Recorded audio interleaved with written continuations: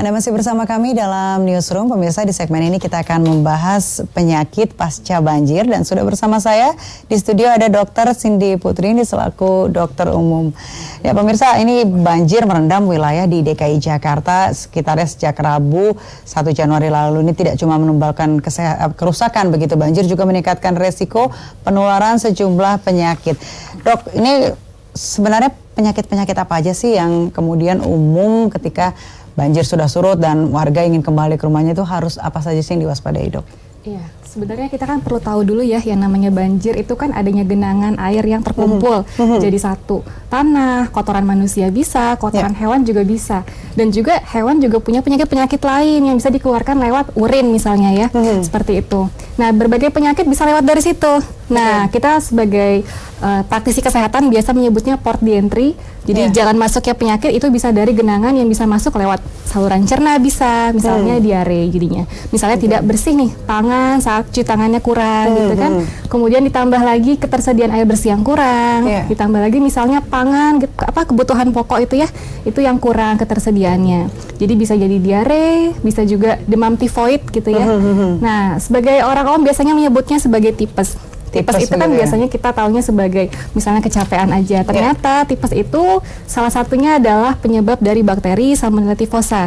Jadi bakteri ini bisa muncul misalnya karena kurang bersih, kurang higienis, bisa dari genangan air tadi. Baik, Dok, ini kan misalkan dari para masyarakat begitu kan yang sudah kena musibah banjir, kemudian ingin membersihkan rumahnya. Hal-hal apa saja sih yang kemudian harus diantisipasi ketika misalkan kita ingin bebenah rumah atau berberes rumah yang terkena banjir, atau harus menggunakan sepatu yang tinggi atau alat kesehatan atau pembersih kesehatan yang seperti apa begitu, Dok? Betul.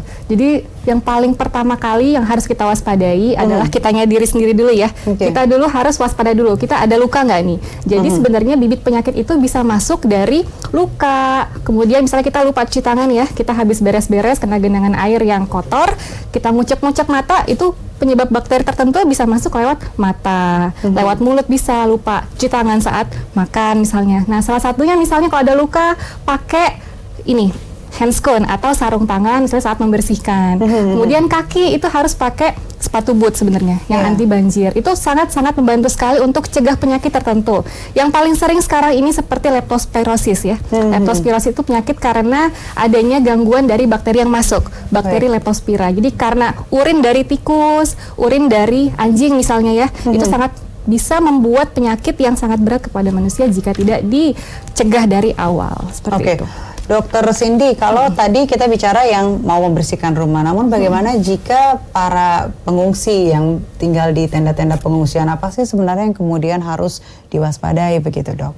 Dari pengungsi memang sama sepertinya pada dasarnya itu kita harus kebersihannya dulu. Jadi dari diri sendiri, kalau misalnya kita memang terpaksa harus terpapar dulu ya dengan genangan tadi, kita harus cepat-cepat segera membersihkan diri. Jadi harus dibilas terlebih dahulu karena penyakit-penyakit itu datang dari mana aja. Misalnya kalau kita terpapar langsung dengan kontak kulit, bisa jadi penyakit kulit itu bisa muncul.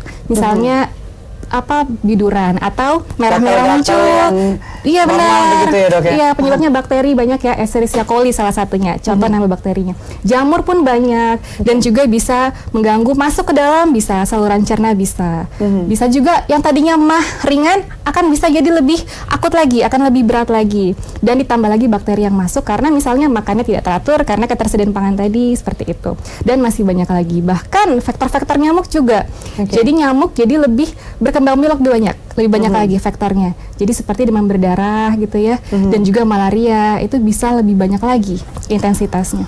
Baik, Dok, berarti memang harus yang disiapkan oleh para pengungsi, baik yang pulang ke rumah untuk sekedar membersihkan dan juga yang masih tinggal di tenda-tenda pengungsian, itu hal-hal yang terpenting seperti apa sih yang harus disiapkan atau harus ada begitu di tenda itu begitu?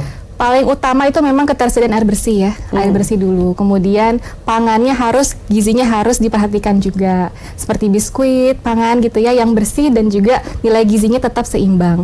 Ditambah lagi memang dari faktor kebersihan. Jadi pakai handscone atau sarung tangan, kemudian kakinya pakai boot tadi ya, sepatu boot seperti itu, dan juga obat-obatan yang bisa disediakan di rumah, home care. Misalnya gejala awal demam, jadi harus dikasih obat untuk penurunan panas secara ringan. Jadi agar tidak terjadi, misalnya pada anak-anak nih kalau demam, kalau dibiarkan tinggi dia akan menjadi kejang-kejang. Jadi penanganan awal kita tersediakan obat-obat yang ringan sifatnya seperti itu.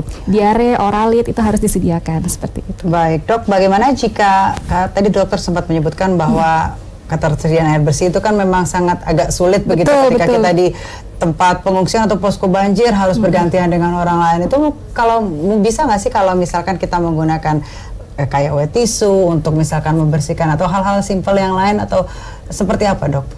Wet tissue bisa, intinya adalah kita meminimalisir masuknya bakteri, jamur, dan virus. Bahkan kalaupun air itu yang ada di hadapan kita ya saat genangan banjir itu, dan kita harus minum nih air, ketersediaan air bersih gitu ya. Tapi kita harus benar-benar tanggap, jadi seperti dimasak airnya sampai mendidih. Ternyata itu bisa menghilangkan dari virus hepatitis A. Jadi itu bisa meminimalisir, karena virus hepatitis A salah satunya ya, yang sekarang juga lagi rame dan harus divaksin ya, untuk mencegah penyakit tersebut. Jadi itu bisa diminimalisir lewat masak air sampai mendidih saat diminum seperti itu. Baik, tadi kita bicara untuk pencegahan. Bagaimana jika yang sudah terkena begitu dok? Adakah pertolongan ketika kita belum sempat ke rumah sakit atau masih harus membereskan beberapa urusan terkait rumah ini?